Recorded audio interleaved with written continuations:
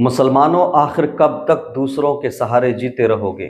आखिर क्यों अपनी किसी पार्टी को मजबूत नहीं करते तुम? याद रहे, नफरत करने वाले सब हैं तुमसे।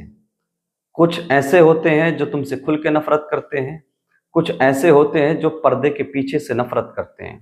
तुम्हारा खैर ख्वाह कोई नहीं है। जिंदगियां गुजर गई हमारे बुजुर्गों की, हमारे लोगों की, कि हम कांग्रेस को वोट देने वाले हैं, हम समाजवादी को वोट देने वाले हैं और ये हुकूमतें अच्छी होती हैं। इस गलत फहमी को दूर कर लो, तुम्हारा कोई खैर खा नहीं है। आज इस मुल्क में जो लोग 10% हैं, 5% हैं, 2% हैं, उनके भी चीफ मिनिस्टर मौजूद हैं और बने हैं कई राज्यों में। लेकिन ये 20 से 25 करोड़ की तादाद जिस कौम की है, आज तक अपना कोई एक चीफ मिनिस्टर ना बना सकी, आज तक अपना कोई बड़ा नेता नहीं बना सकी। आखिर कब तक कांग्रेस और दूसरी पार्टियों के सहारे जियोगे? तुम ये समझते हो कि ये हमारे हमदर्द हैं? नहीं। मुरादाबाद के अंदर जब 400 से 500 मुसलमानों का कत्ल किया गया था ईद के दिन, ईद की नमाज के दौरान, उस वक्त उत्तर प्रदेश में हुकूमत कांग्रेस की थी, केंद्र में हुकूमत कांग्रेस की थी।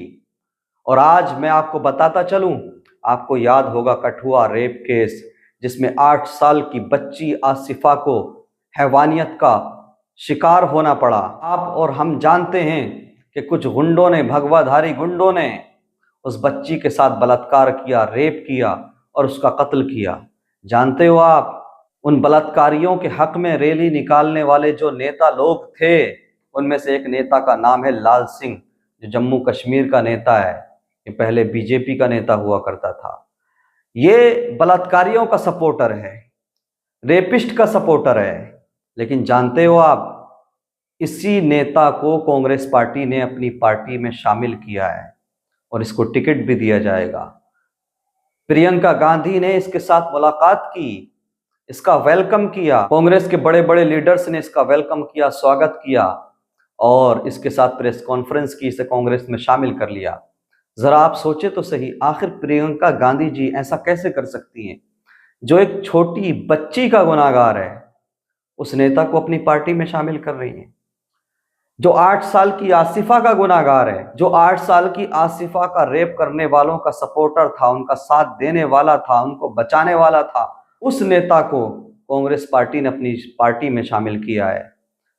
आप अंदाजा लगाएं, आप ये समझते हो कांग्रेस आपकी पार्टी है? नहीं, आपसे नफरत करने वाले सब हैं, आपका कोई नहीं है।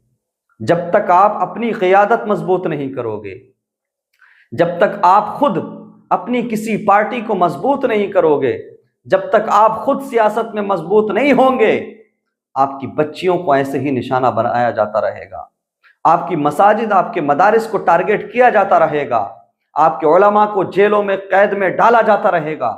याद रहे, आज कांग्रेस या दूसरी पार्टियों के सहारे चलने की जरूरत नहीं है। आप खुद को मजबूत कीजिए, खुद की पार्टी को मजबूत कीजिए, अपने मुस्लिम लीडर्स को आगे बढ़ाइए। कम से कम वो ऐवान में जाकर हमारे हक की बात तो करेंगे, हमारे राइट की बात तो करेंगे, हमारे हुकूक की बात तो करेंगे।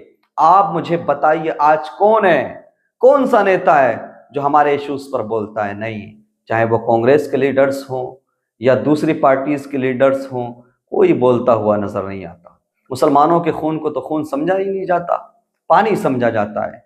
मुसलमानों को सरे बाजार लिंच कर दिया जाए, मसाजिद को टारगेट किया जाए, मदारिस को टारगेट किया जाए, कुछ भी हो जाए, लेकिन हमने बड़े बड़े नेताओं को इन इश्यूज पर खामोश रहते हुए देखा है।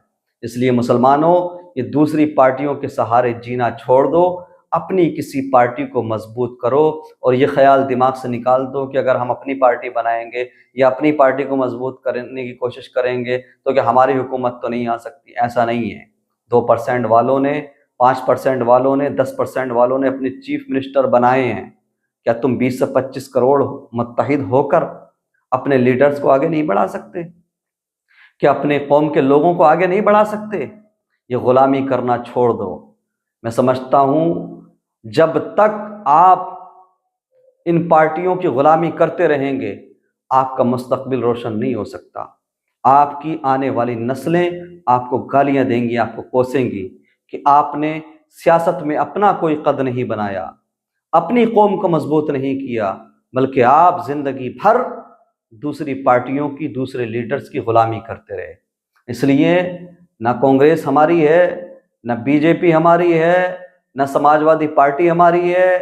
कोई भी पार्टी ऐसी नहीं है जो मुसलमानों के हुकूक की या राइट्स की परवाह करती हो, हमारे अधिकार की परवाह करती हो। हमने सबको देख लिया, चाहे कितना भी बड़ा मुद्दा आ जाए, सब खामोश नजर आते हैं।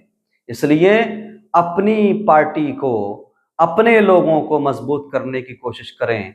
और ये जो हमारे मुस्लिम कैंडिडेट इन पार्टियों से आते हैं, इनके चक्कर में ना पड़ें। ये गूंगे हैं, एक ना कभी पार्लियामेंट में बोलते हैं, ना कभी असेंबली में बोलते हैं। चाहे मुसलमानों के साथ जितना जुल्म हो जाए, चाहे मुसलमानों के साथ जितनी ज्यादती हो जाए, ये कभी किसी मुद्दे पर आपको बोलते हुए नजर नहीं आते। मुसलमानों, अब भी वक्त है, आंखें खोलो, अपने आप को मजबूत करो, अपनी सियासत को मजबूत करो, अपने मुस्लिम लीडर्स को मजबूत करो।